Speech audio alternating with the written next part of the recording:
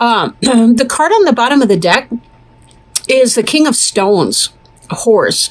And King of Stones can be your earth sign, like a Taurus, Virgo, or Capricorn. It doesn't necessarily have to be, but this is a very stable individual. Not to pun, horse stable, haha. But horse can do with movement, travel, new beginnings, fresh starts. But it is very stable energy, this King of Stones, typically. Like, this is somebody who's got a good head on his or her shoulders, business sense, manager, balance the budget, pay their bills on time, that kind of person. So if you're looking for someone that you can like marry, have kids with, have a stable home life with, King of Stones would be your guy or your gal. Sex is irrelevant with that. Male, female. It could really be anyone that's in that kind of an energy. Sometimes independent, strong, smart businesswoman type can give off kingly energy because she's sufficient unto herself. Some queens can read that way too. So I mean, it's again, it's more about the energy of the person than anything specific like that. But King of Stones, again, stable person, somebody that you would want to get to know. You'd want this person to be your boss. You'd want them to be your partner, that kind of thing. So let's see how this energy plays out in the rest of the reading today. We start with the Queen of Wands, represented by the hair. And Queen of Wands is your fire sign, like Aries, Leo, Sagittarius, or somebody who's in that kind of energy. This can be a very fertile person. This could be a pregnant person. This could be, but not necessarily, but somebody who knows how to put their passion into action. Someone who, they don't just say they're going to write the great American novel. They actually go out and do it. They create that startup company. They don't apologize for that. They're kind of the get up and goer, the get things done kind of person, right? So although these energies are different, the King of Stones too had to have some get up and go to be able to get up and go and do whatever the King of Stones did. So I'm going to keep going, but some of you, this I think may be a relationship. Our next card that we have is the King of Cups. And the King of Cups is loving energy. This is about a soulmate type energy. King of Cups is a water sign, possibly Cancer, Scorpio, or Pisces. And when we look at these two together, we're seeing a fresh start. We're seeing a positive match. We're seeing fertility energy, getting things done, making things happen, loving energy. Now, these reindeer, both the male and the female, have antlers, which is unusual, but reindeer are a little bit different. I think reindeer are members of the caribou family, and caribou are a little bit different than deer. Most of us are more familiar with deer, where the females don't have antlers and the males do, but then shed them after the mating season ends. And in this scenario, I'm going to point this out, I don't know why, these mushrooms, in certain northern tribes around the Arctic Circle, where caribou are, reindeer,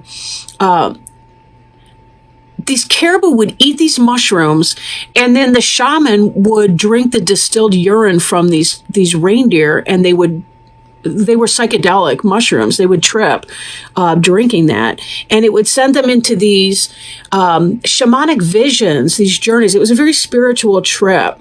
So for some of you, you're going to find the pothead of your dreams or the high on friend of your dreams. I'm half kidding. Maybe I'm not. I don't know. I have a cloudy head for my sinus issues. It's like whatever. But basically, this is about finding somebody who you feel loving feelings for, or he or she feels loving feelings for you, but you're kind of a match and you have like a spiritual connection with this person. You get each other on another level. I'd like to point out here as well, this is some of your past tense energy too. We've got the Page of Cups, which is the Kingfisher. Page of Cups is about bringing new love in, but you'll note that it's a solid offer of love, in that there's a fish right here that the Kingfisher's offering. They're not just talking smack. It's about the real thing. So here we have, if you look at these energies, if we can back up for a second here, we got the Queen of Wands with the Page of Cups and the King of Cups coming in. So for some of you, it could be a child. It could be a water sign child is going to be born to you. The page tends to be a younger person, or the beginning of something, a new, fresh start. The Queen of Wands, the adult with the fire. But again, that could be passionate fire. Then we have the King of Cups, who's somebody who loves you or is in love with you. For some of you, this is going to be a love relationship. Like totally a love relationship that you've been wanting for a while. Because we have here the Three of Wands, which is passionate energy because of our fire sign as indicated in the wands, but also fulfillment. And if some of you have needed some healing, and I am having a Marvin Gaye sexual healing kind of a moment here because of some of the romantic cards we see. This could be health in a general sense. It could be just that you're finally feeling that connection with someone. You know, I'm looking at the snakes coming up here, these healing caduceus snakes, the red and the white energy. That's polarity. That's balance in a relationship and healing. Now, Three of Wands in the Rider-Waite deck traditionally indicates that you're waiting for your ships to come in. For some of you, this new start is happening. But given that we have this Queen of Wands up here, this is going to be coming in fast. Fast and hot. This brand new love that's coming in. Now, King of Stones can be a slow poke. It is stable energy, but it's also slow energy. Then again, on this particular card, in this particular deck, we have the Horse, and Horse is known for rapid communication, not for slow. So this King of Stones tends to be faster than some of the other Kings of Stones. This could be that maybe you guys are older. I don't mean older like age, but like old enough that you have your business sense, you already have your house or your home. So it's easier to build a foundation because you already have that. Like you don't have to go through the first of everything.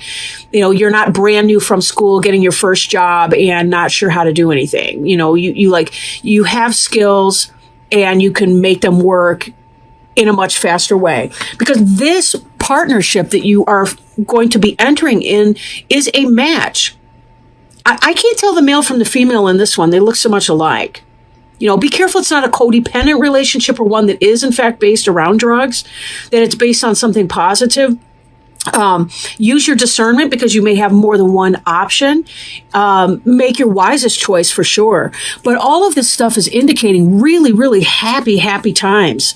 This Sun card right here, this is fulfillment. This is getting what you want.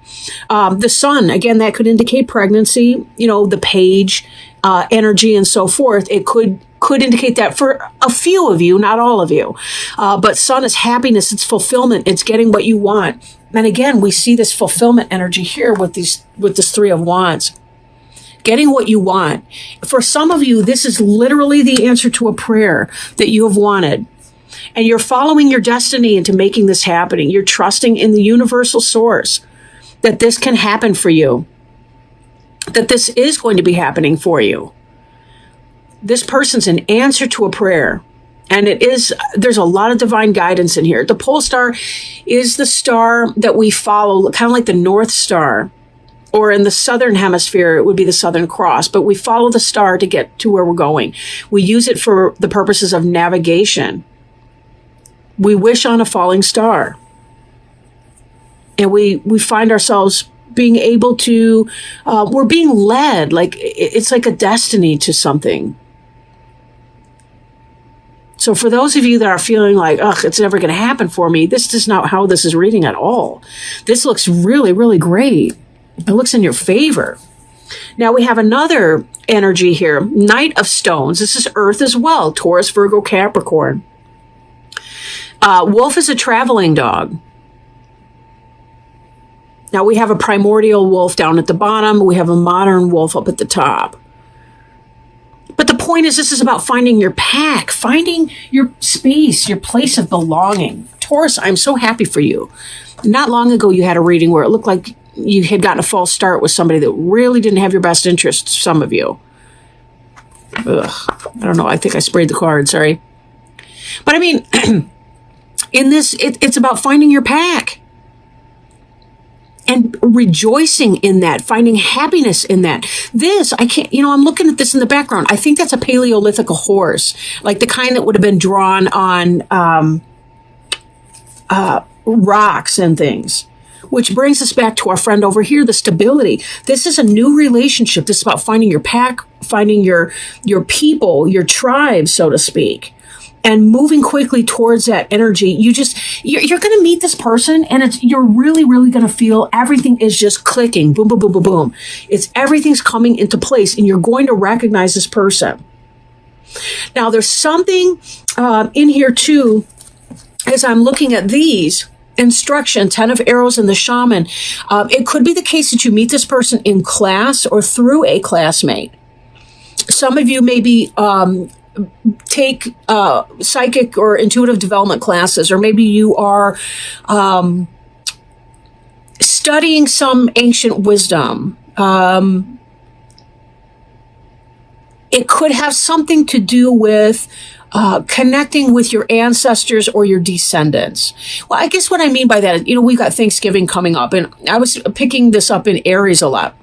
It was this idea of drawing on the wisdom of the generations that came before us, tapping back into our family spirit, and also teaching the wisdom of our grandparents to our children and grandchildren, like passing along the knowledge of the generations in the most positive way. With this, again, it could be that some of you begin to take some sort of a class, and it's in that class that you meet that person, or that you develop the connection that introduces you to the person. So if you haven't met this person yet, don't panic. Don't worry about that. Things that are destined to come to you you're not going to miss them. I mean, they're going to happen. It's inevitable.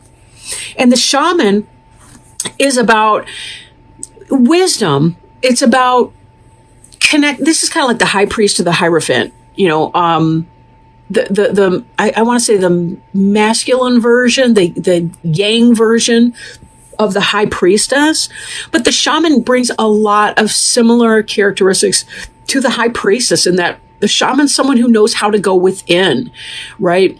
The shaman, being a male figure in this particular instance, doesn't necessarily have a womb, but goes into the sacred womb through the sweat lodge ceremony, connects with both masculine and feminine energy. This shaman does not have to be specifically male or female, however. So I don't want to put it out there so specifically. These are archetypes, these individuals, and any one of us can be any of these archetypes, right?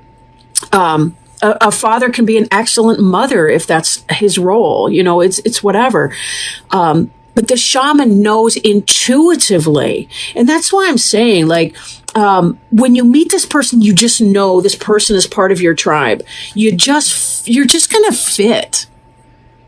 You're going to fit, and you're going to see that there's passion in that relationship, and there's love, and there's joy, and there's an enrichment.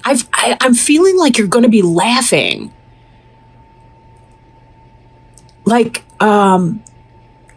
going to be laughing a lot. Like, you guys are going to crack each other up. And it's really just you're going to be bubbling out from the inside out, in a place of joy with this person. So, wow, what a cool reading. I do want to see if we can pull one more card, this being from the Animal Wise Tarot deck. I want to see if we can find a totem animal, maybe that can go along with the energy that we're reading from this, and provide a little bit more clarity or guidance for you. Oh, this one's insistent. This one jumped out right away. Sometimes I just think I'm clumsy, but that's one of my lessons, is I got to learn to stop second guessing. This is the Hierophant. Again, this ties right back to the shaman, because the shaman and the Hierophant are one and the same. And we have this white crane energy. Longevity, honor, and spiritual justice. Honorable Lord Crane is the ancient symbol of spiritual justice and longevity. It is both a solar symbol and a herald for death. This contrast is significant in that cranes teach the need for both life and death as part of the same process. Crane always heralds the end or change of old ways so that a new expression can be born within them. I wish you guys could see my cat right now. He's standing on my shoulders. Being a wading bird, a crane moves between water and land, earth and sky. Its movement between worlds, between realms, between times, can help us learn to draw upon our own innate waters, our intuitive faculty, awakening a freshness within tradition for new growth. In more ancient times, the Hierophants The priests and priestesses were schooled in walking between the worlds with all that it implies. Cranes reveal how past lives affect the present. They reveal how death is just a transition and not an end. Give us a minute. They open doors between all worlds, realms, times, and traditions, stimulating new, tangible, spiritual experiences. Crane always awakens to us the ancient ones, the beings of spirit in the various spiritual realms, including that of the fairy. Now is the time to draw upon ancient teachings and to find ways of re-expressing them within the modern world and within your current life. The crane, because of its link between the worlds, awakens past lives, reveals how ancient we truly are, and how the past is affecting our present. It heralds a new understanding of life issues and of sacrifices we have made or are making by revealing our karma and how the laws of spiritual justice are at play within our life. The crane often lays 2 eggs in the wild, but usually only rears 1. The parents are very secretive in rearing their vulnerable young. This reflects a need to develop a new sense of protectiveness, a need for secrecy in regards to something being given birth to within our life. In this way, the birth and the ensuing life will be long and productive. Crane reminds us to celebrate our creative resources and to keep them alive, and teach us that through proper focus, that to which we give birth will have a long, honorable life. Hang on. Okay, sometimes they have questions for us to ask, but he didn't put any questions in here, this author. Crane in reverse can also reveal how we are too rigid in our beliefs and traditions, conforming to them without knowing why or for what benefit, other than it has always been done this way. Reverse crane reminds us there's benefit from following the traditions of the past only when given fresh expression and perspectives.